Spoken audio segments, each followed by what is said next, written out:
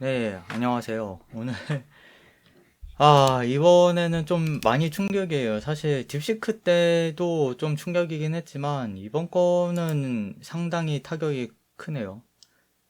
뭔지 모르실 분들을 위해 설명하자면, 이틀 전에 새벽 2시에, 한국 기준 새벽 2시에 O3라는 모델이 나왔어요. 그래서 늘 하던 테스트를 한번 해봤어요. 제가 뭐 번역 모델 논문 썼던 거. 그거에 대해서 이제 근거를 줄 수 있냐는 게 핵심이니까 사실은 방어를 잘 해주냐 못 해주냐가 이제 핵심인데 맨날 하던 거 이제 똑같은 내용이에요. 아마 인프런에도 올라갈 텐데 인프런에 궁금하신 분들은 좀 살펴보시면 아마 좀 잘 아실 것 같습니다. 뭐 간단하게만 다시 리캡을 하자면 다시 설명을 드리자면 제가 이제 아이디어 낸 거 중에 뭐 명사 고유명사 같은 거는 사실은 1대1로 번역이 되니까 그거를 높은 엔트로피로 번역을 해버리면 높은 엔트로피로 추론을 해버리면 그거는 좀 얘가 잘못 추론하는 거다라고 그렇게 아이디어를 내서 그렇게 파악된 데이터를 중심으로 좀 학습을 하면 좀 이제 학습 성능이 효율이 좋아질 것이다 그렇게 주장을 한 거예요. 여기서 정리를 어떻게 해주냐면 조금 읽어보고 다시 읽는 건데 조금 시간이 걸릴 거예요. 잠시만요.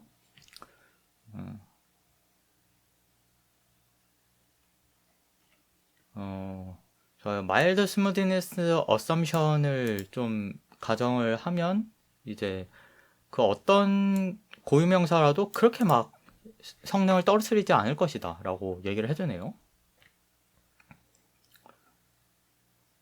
Sharpen the output distribution and may overconfidently collapse probability mass when several translations are legitimate. 오.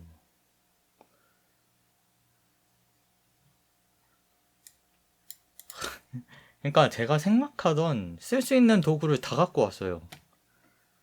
얘는 이미 이게 파괴된 방법이라 생각하고 어떻게 하면 근거를 보탤 수 있는지 그리고 어떻게 하면 심지어 반박할 수 있는지 팩베이스나 아니면 이렇게 오버 컨피던트 컬랩스 하는 게 이제 그거거든요.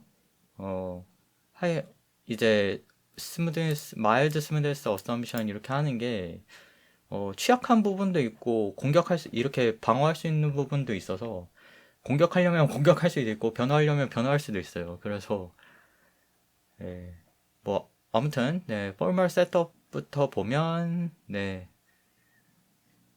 이제 학습된 모델이랑 학습되지 않은 모델의 어떤 프로버티 켈 다이버전스의 이제 라이클 로스가 네, 엔트로피 그러니까 이 D 델타라는 델타 맞는 것 S네요. DS가 이제 제가 말한 좀 어려운 그 데이터셋 그것들을 엔트로피로 어, 뭐 제가 가정한 게 이제 높은 엔트로피를 가진 고유명사를 포함한 데이터셋을 그거를 위주로 학습을 하자는 거니까 이렇게 맞춘 건데 뭐 괜찮죠? 아마 약간 이제 변형을 준 것 같은데 원래는 이제 여기에다가 어, 제가 넣는 데이터셋에 대한 그걸 하는데 이거를 유연하게 설명을 하기 위해서 이렇게 표현을 한 것 같아요. 그리고 엔트로피 베이스드인데 그러니까요. 일부러 이렇게 한 거 맞네요. DS는 어떤 D풀이라는 데이터에서 이 엔트로피가 어떤 threshold, 타오보다 높은 거를 선택하고 거기에 대한 엔트로피가 높은 거로 고르겠다. 맞죠? 세타 제로가 그거 같아요. 학습이 안 된 모델. 네, 맞죠? 약간 이상하게 했네요, 표현을. 세타는 학습할 모델. 네. 팩페이스 스켈레톤. 네, 이거 고전적인 이론이긴 한데, 그래도 다이버전스? 네, 다이버전스라고도 할 수 있네요. 그러니까 어떤 이상적인 모델이랑, 프리트레인드 모델이랑, 델타라는 게, 여기서는 델타라는 표현은 안 나왔는데, 델타는 뭐 아주 작은 어떤 수 같아요. n은 데이터의 개수 같고요. 그래서, 네.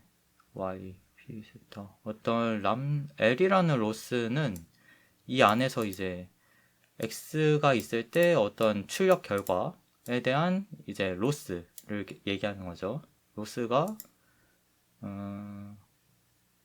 아무리 얘가 아무리 커도 이 프리트레인드 된 모델이랑 어떤 모델, 이상적인 우리가 학습한 모델, 그거에 약간의 수를 더한 거, 그리고 데이터셋 크기를 더한 거에 어떤 이 팩베이즈라는 그 로어 바운드 정리하는 게 있어요. 그러니까 아무리 얘가 학습을 해서 완전히 달라지더라도 아무리 그래도 그 프리트레인드 된 모델에서 어떤 규제 장치도 탄탄히 걸려 있고 데이터셋이 아무리 뭐 적거나 거기에 파인 튜닝 돼서 몰입을 해도 이 데이터셋이라는 그 변수를 걸어주면 이 바운드 내에서 이 바운드보다는 로스가 작을 것이다라고 추정을 할 수 있다는 거예요. 이게 이제 델타가 아주 작은 약간의 랜덤 변수인데, 그러니까 아주 재수없게 이 로스 함수가 얘보다 이게 어마어마하게 실수로 샘플 그 랜덤 변수가 잘못돼서 얘가 로스가 뭐 말도 안 되게 갑자기 튈 수도 있지만 엔간한 상황에서는 이 로스는 이거랑 거의 비슷하다. 그러니까 아무리 커도 이 로스가 아무리 커도 이거 이하이다 라고 정리를 한 거예요, 펫베이스. 네. 그래서 이걸 활용해서 이제 이렇게 정리를 해주는 것 같은데 C 입실론의 델타. 네, 이렇게 제가 제안한 학습 방법이랑 프리트레인드 된 학습 방법의 어떤 파라미터의 차이는 이렇게 되니까 저도 너무 너무 어려운데요. 이지 서브셋. 그래요. 네. 이지 서브셋이 이제 엔트로피가 작은 거죠. 어떤 입실론보다 작다고 했을 때 이거는 그러니까 이지 서브셋은 그니까 고유명사 중에 쉬운 단어거나 아니면 그냥 이제 명사 중에 쉬운 단어여도 엔트로피가 그렇게 막 보통은 이제 낮게 나오겠지만 높을 수도 있죠. 근데 보통은 이미 프리트레인드 된 모델이라도 낮게 나오겠죠. 근데 이미 잘 학습한 거라면 이 그레디언트 자체가 이제 작겠죠. 이미 프리트레인 된 모델이 잘 알고 있으니까 그레디언트도 뭐 얘 갑자기 들어온다 해서 뭐 그렇게 새로울 거 없네 라고 생각하니까 그레디언트도 낮을 것이고, 그러니까 그 프리트레인드 된 모델이랑 그 파인 튠된 모델이랑 파라미터를 차이를 비교해 봤을 때 그렇게 크지 않다.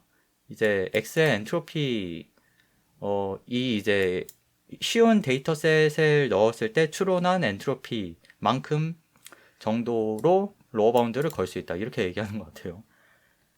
저도 얘기하면서 그렇게 막 이제 정확하게 100% 이해는 안 가는데 어떤 얘기인지 알 것 같아요. 네, 그 다음 하드 프로퍼는 좀 어려운 고유명사라고 치자라는 건데, HQ는 네, 어떤 진짜 Q라는 정답을 가정해보자라는 건데, 그러면 Q의 다이버스. 그러니까 정답을 강제한다는 거는 이제 점점 엔트로피를 확 줄여나간다는 과정이잖아요. 실제로 정답도 원한 레이블이죠. 우리가 가정하는 거는. 아무리 번역이어도, 뭐 파인 튜닝 된다고 해도, 레이블 스무딩 한다 해도, 뭐 결국에는 원한 레이블인데, 원한 레이블이면 엔트로피가 0이죠. 엔트로피가 0에 가깝죠. 뭐 0보단 크다고 제약을 걸어놨네요. 그러면 당연히 이 학습한 모델이랑 정답이랑 점점 가까워지기 때문에 expected calibrated error, 그러니까 얘가 학습한 데이터에 대해서는 에러가 거의 뭐 0에 가깝겠죠. 근데 학습하지 않은 데이터에 대해서는 좀 높겠죠. 근데 어쨌거나 이제 낮추려고 노력을 하겠죠. 그러니까 정답이랑 이제 차이가 기대값이 작아지기 때문에 이 정답 디스트리뷰션이랑 학습한 디스트리뷰션이랑, 그러니까 그 캘리브레이션 될 수 있다는 거예요. 캘리브레이션이 된다는 거는 요즘에는 이제 언어 모델이 학습을 성능이 더 높아진다라고 얘기를 많이 하죠. 저 이때 당시에 웃긴 게 이거 2022년 12월에 제가 졸업 논문으로 낸 건데, 제가 거기에 핵심 그 에비던스로 expected calibration error, 그러니까 캘리브레이션 됐다는 게 중요하다라고 했는데, 그때 아직도 기억나는 게 심사 중에 캘리브레이션 되는 건 당연하지 않냐. 맞죠. 맞는데 저는 그때 캘리브레이션이 중요하다고 생각했는데, 아닌가? 라고 생각했다가, 지금 다시 캘리브레이션이 뜨더라고요. 화나네. 아니죠. 제가 그때 변호를 못한 제 잘못이요. 원래 대학원 생활이랑 그렇습니다. 아무튼 잡소리는 그만하고, 네. 오케이, 뭐, 네. 이거는 넘어가고요. 마지막으로 아예 이제 관측하지 못하면 어땠을 거냐, 이렇게 얘기할 수 있는데, 보면 BP라는 어떤 토큰을 아예 들고 와요. 토크나이저. 그 다음에 future input covering.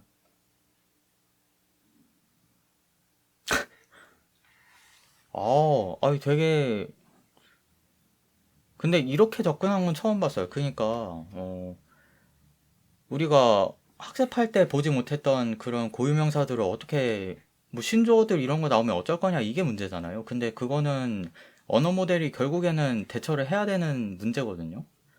그거를, 그러니까 어떤 언어 모델이든 간에 뭐 검색 툴이든 뭐든 간에 그거를 그 이제 신조어가 나오면 그 토크나이징 하는 방법이 완전 달라지잖아요. 그거를 어떻게 대처할 거냐 문제인데, 제가 제안하는 방법은 이제 그 토큰들이 고유명사가 얘가 그동안 학습 잘 하지 못했던 것 같은 그 고유명사들을 넣자는 거니까, 필연적으로 그 고유명사들은 작은 이제 토큰, 알파벳 단위로 쪼개질 수도 있겠죠.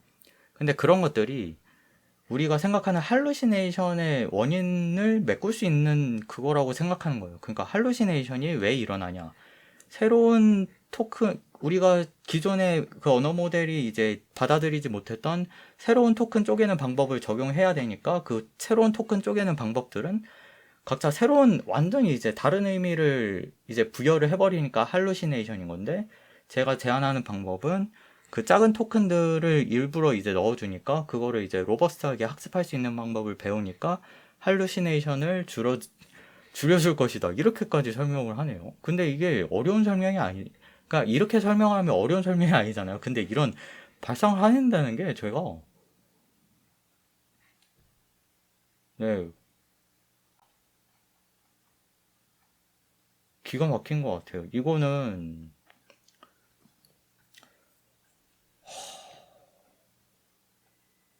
만약에 그건 있어요. 언어 모델 NLP 진짜 공부하던 사람이다 하면 토크나이제이션부터 배우니까, 야, 이것도 몰랐냐? 라고 누가 지적은 할 수 있는데, 근데 그거를 여기서 끌고 오기 어렵거든요. 왜냐하면 엔트로피 다 위에 보면 다 설명 방법이 달라요. 팩 베이스, 로 리스크 바운드 설명하고, 엔트로피 셀렉터, 포멀 셋업 하면서 이거부터 얘기하는데, BP라는 거는 갑자기, 어?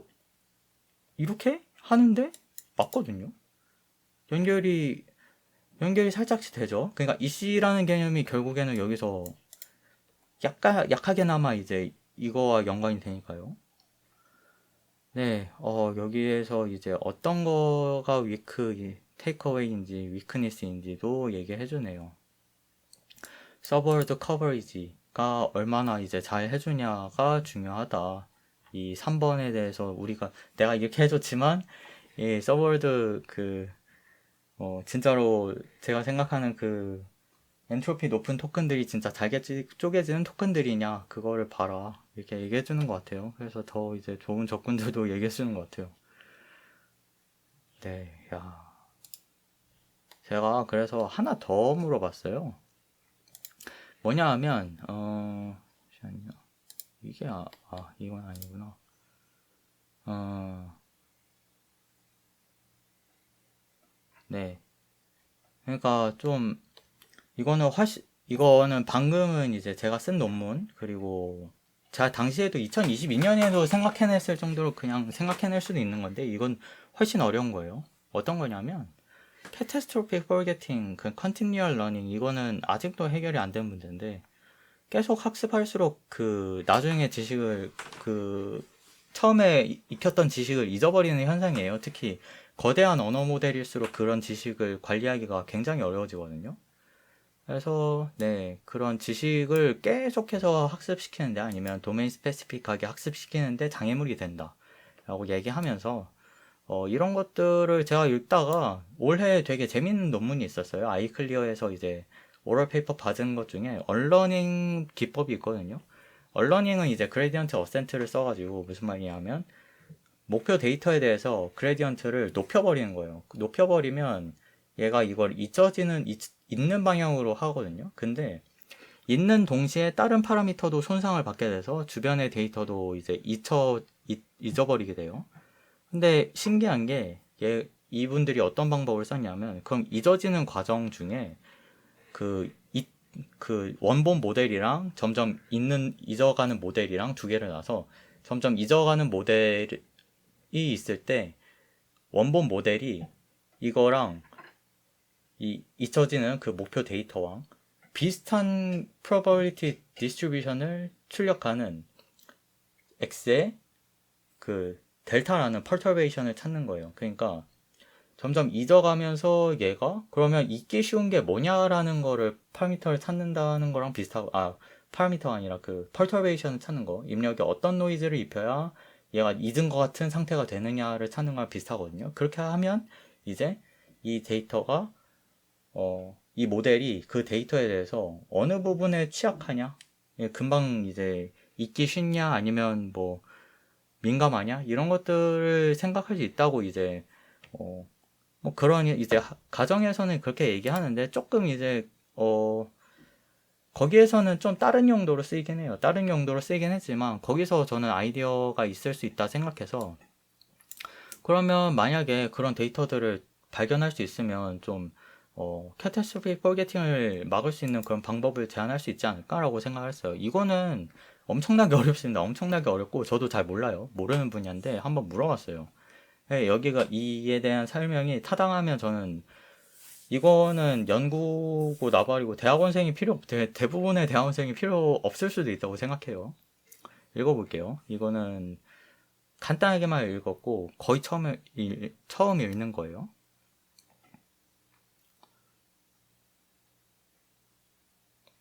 Micro learn individual examples on the fly to prove how fragile they are. 네, 제가 얘기한 거 똑같이 얘기해주네요. Forgetting vulnerability problem. 좋아요.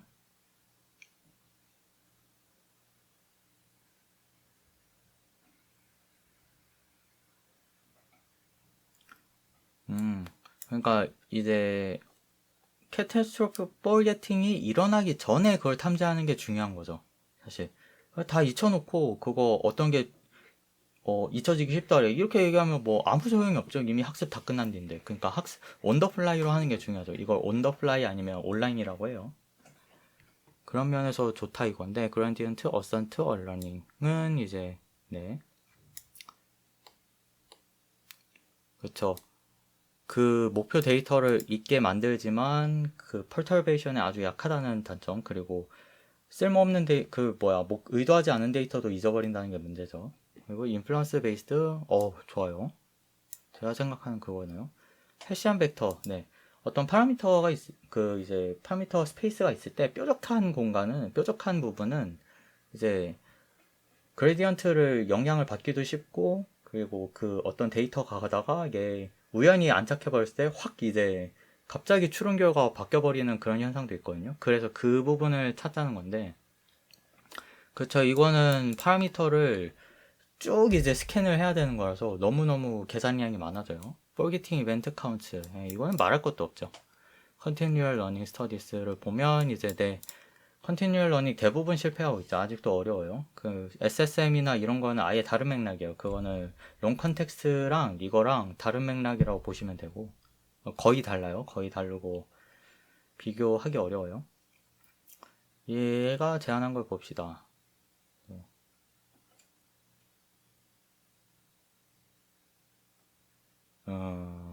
그러니까 어떤 세타, 델타라는 거를 어떤 그레디언트 어센트 하는, 그러니까 목표 데이터에 대해서 그레디언트를 높이는 방향으로 로스를 계산했을 때, 거꾸로 계산한 거죠. 그거를 어떤 피셔 맞죠? 네, 엠피리컬 피셔. 그때 포워드 패스는 필요 없다. 네. 그렇네요.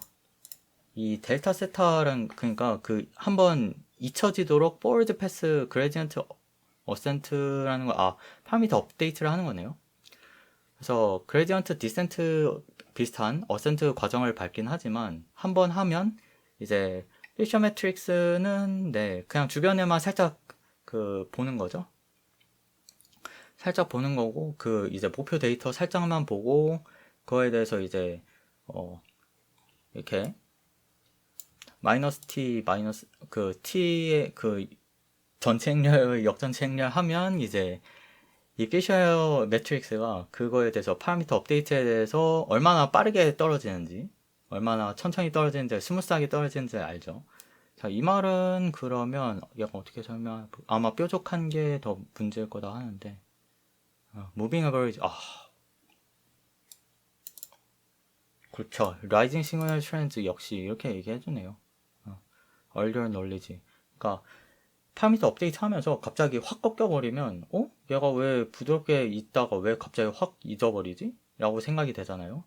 그러니까 목표 데이터에 대해서만 잊어야 되는데 그러면 목표 데이터가 아니라 다른 것도 침범을 했다는 시그널일 수 있죠. 그러니까 학습할 때는 반대거든요.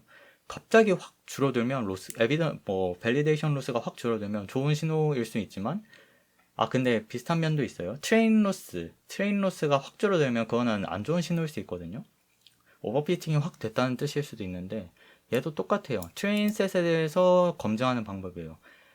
밸리데이션 셋이 아니라. 그래서 굉장히 강력한 방법이고 만약에 이게 잘 작동하면 굉장히 좋은 방법이에요. 이거는 논문 내도 돼요. 네. 지금 늦었을 수는 있지만 아직 COLM 낼 수 있을 거예요. 10월인가 11월에 열리니까 지금 당장 실험해서 내면 낼 수 있을 거예요, 아마. 그 정도 아이디어예요. 그쵸. 아주 좋죠. 컨스턴트 메모리. 로라 펩트, 그쵸. 로라 펩트헤드랑도 컴패셔블하고 세컨드 오더 매트릭스 인버전도 그쵸. 필요 없고.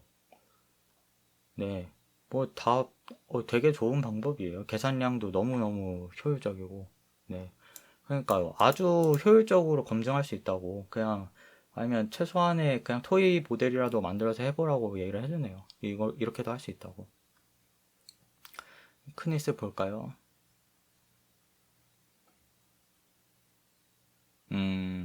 드롭아웃이나 샘플드 소프트맥스. 그래요. 근데 드롭아웃을 안 쓸 수는 없어요. 드롭아웃을 써봐야 이제 알 수 있을 것 같고.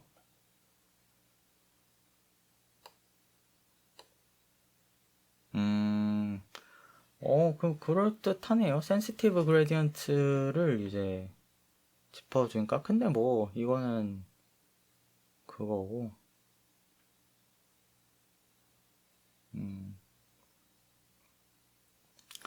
그래요. 이제 흠 잡는 게 약간 애매한 것들을 위주로 잡는 거 보니까 저는 굉장히 좋은 아이디어 같아요. 굉장히 좋은 아이디어지만 고전적이지만 근데 지금 충분히 해볼 수 있고 시도해볼 수 있어서 실제 LLM의 어떤 컨티뉴얼 러닝에 영향을 주는 거라면 되게 좋겠죠. 그냥 제가 이제 컨티뉴얼 러닝이나 얼러닝 이쪽이 분야는 아니지만 기본적인 이제 지식은 있으니까 최신 연구를 못 따라잡는다 뿐이지 그래도 그거 하기 전에 최신 논문 좀 읽고 왔습니다. 근데 이렇게 하면 충분히 1티어 ACL 이런 데는 어려워도 그래도 준하는 논문지는 낼 수 있을 것 같아요.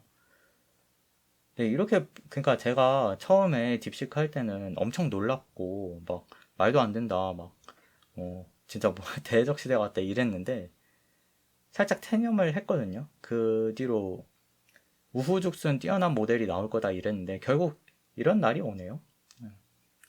근데 다행인 거는 얘가 O3는 추론 모델의 특징은 이런 논리적인 추론을 해야 되기 때문에 자기 사고를 계속 검증을 해요. 계속 검증을 하다 보니까 할루시네이션에 굉장히 취약하고 그러니까 할루시네이션이란 뭐냐면 최신 정보 갖고 오는 거 있잖아요. 아니면 어디 창작 소설 이런 거가 개입이 되면 엄청나게 어려워지고 실제 존재하는 데이터를 레퍼런싱 하는 데는 뛰어난데 그런 종류의 살짝 헷갈리는 거 가짜인 거를 그게 이제 그거를 해야 된다라고 하는 순간 이제 헷갈릴 것 같아요. 연구 제안이나 실제인지를 검증하는 거는 아마 엄청 잘할 텐데 기존보다 훨씬 잘할 거고 지금도 아이디에이션 굉장히 잘하고 있죠. 근데 소설을 창작해라 뭐 아니면 소설에서 이런 얘기가 있는데 뭐 이렇게 나온 거는 뭐 뉴스 기사에서 따온 거냐 아니면 소설에서 따온 거냐 이렇게 물어보면 아마 굉장히 헷갈려 할 것 같아요. 그리고 뭐 오처럼 이제 다양한 작업을 잘 못하는 모델이기도 하고요. 근데 네 결국에는 이런 날이 오네요. 네 대학원 안 가서 뭐 박사과정 안 해서 다행이라 생각해야 되는지 아무튼 오늘 여기까지고 질문 있으시면 부탁드리고 아마 네, 대적 시대 시리즈는 여기서 마칠 것 같아요. 왜냐하면 이 다음부터는 제가 커버할 수 있는 영역이 아닐 것 같아요. 이것도 겨우겨우 했거든요. 처음에 많이 헤맸잖아요. 그러다 보니까 네, 저도 공부를 많이 해서 뭐 커버할 능력이 되면 하겠지만 네, 아마도 강의 쪽에 집중하지 않을까 싶어요. 네, 비디오 모델 시리즈 빨리 올려야죠. 네. 뭐 궁금하신 점 있으면 메일 남겨주시고 댓글도 좋습니다. 감사합니다.